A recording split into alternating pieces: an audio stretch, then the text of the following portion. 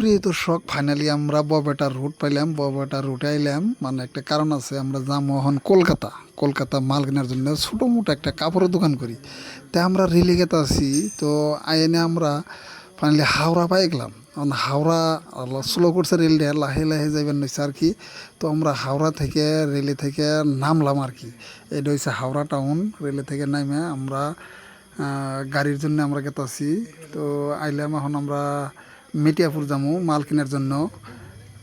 মিটিয়াপুর যান নাগে, সেই জন্য আমরা মিটিয়াপুর যাবো আজকে। মিটিয়াপুর হাট আছে, তো আমরা জাহাজ দিয়ে পারার নাগে একটা নদী আছে, হেনে এনে 5 টাকা করে টিকিট কাটতাছি।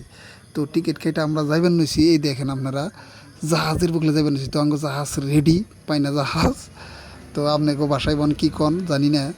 তো পাইনা জাহাজে আমরা যাওয়ার জন্য রেডি আমরা সবাই। তো ফাইনালি আমরা জাহাজে উঠলাম।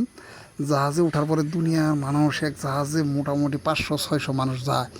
এনে উঠছি আমরা। তো জাহাজে উঠে এখন আমরা নামলাম আর কি জাহাজ থেকে।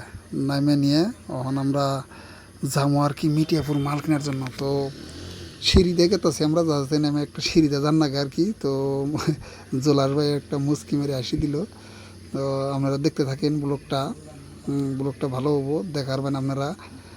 এই যে আমরা মিটিয়াপুর পরে পাইলামই, তো আমরা আইটে যাবেন নিছি, কারণ আছে নে। তার মানে আইটে গেলে বিরাট ভিড়, তো সেই জন্য আইটে যাই। গাড়িতে গেলে দেরি হয়, আইটেই যাই। তো আমরা মিটিয়াপুরে ফাইনালি আমরা মাল কিনতেছি। এখন এখন দেখেন জিন্সের লংম্যান কিনতেছি আমরা।